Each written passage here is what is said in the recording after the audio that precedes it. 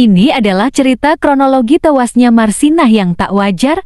Ia merupakan aktivis buruh perempuan yang menjadi salah satu korban di era Orde Baru.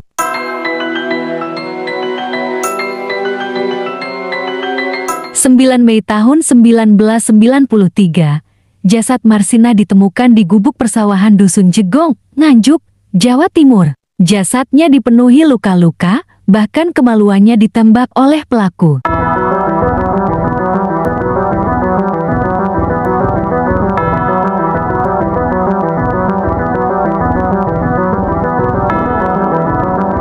Marsinah pun diperkosa sebelum kehilangan nyawa. Marsinah adalah seorang buruh perempuan yang bekerja di PT Catur Putra Surya, pabrik yang membuat jam di Porong, Sidoarjo, Jawa Timur. Pada tanggal 4 Mei tahun 1993 Marsinah memimpin unjuk rasa menuntut kenaikan upah dari Rp1.700 menjadi Rp2.250.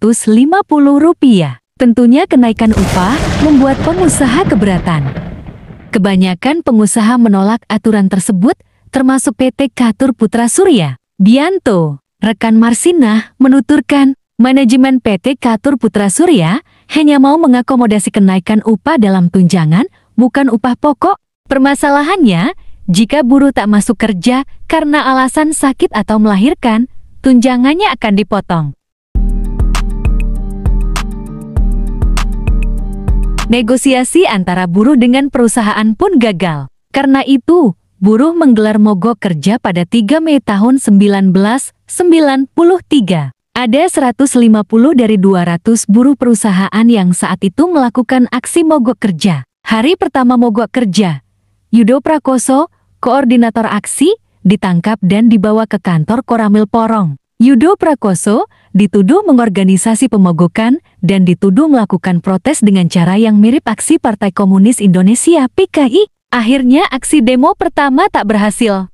Akhirnya Marsinah yang memegang kendali memimpin protes para buruh. Pada 4 Mei tahun 1993, aksi mogok kerja kembali digelar. Pihak manajemen perusahaan bernegosiasi dengan 15 orang perwakilan buruh. Dalam perundingan, hadir pula petugas dari Dinas Tenaga Kerja, petugas Kecamatan Siring, serta perwakilan polisi dan Koramil. Gaji mereka memang naik, namun harus berurusan dengan aparat Kodim. Bahkan ke-13 temannya dipaksa mengundurkan diri dari perusahaan oleh aparat Kodim. Alasannya, tenaga mereka sudah tak dibutuhkan lagi oleh perusahaan.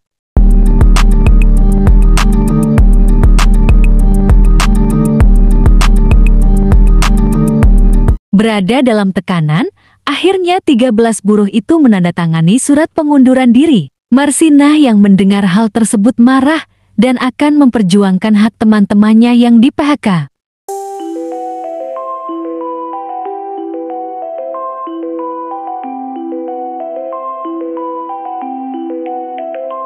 Marsinah pun meminta salinan surat pengunduran diri tersebut dan surat kesepakatan dengan manajemen perusahaan. Karena di dalam surat kesepakatan itu, 12 tuntutan buruh diterima termasuk poin tentang pengusaha dilarang melakukan mutasi, intimidasi, dan melakukan PHK karyawan setelah aksi mogok kerja.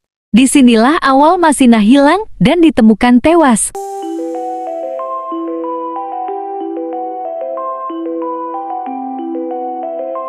Yang sebelumnya ia telah mendapatkan ancaman akan disiksa, bahkan dibunuh. Namun Marsinah tak pernah mau untuk mundur. Saat itu mereka melakukan pertemuan untuk membubarkan diri bersama teman-temannya yang melakukan aksi demo di sebuah kos di Desa Sirih, Kecamatan Porong, Kabupaten Sidoarjo. Sekitar jam 10 malam pertemuan pun selesai.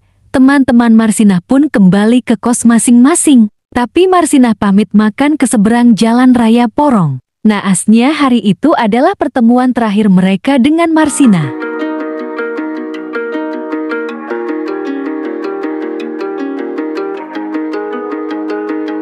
Sebab mereka berpikir Marsinah pergi 3 hari untuk pulang ke kampung halamannya di Nganjuk. Kebetulan saat itu adalah libur nasional untuk memperingati Hari Raya Waisak. Teman-temannya tak berhenti di situ saja, selama 3 hari melakukan pencarian, bahkan datang ke Kodim untuk memastikan. Namun hasilnya nihil.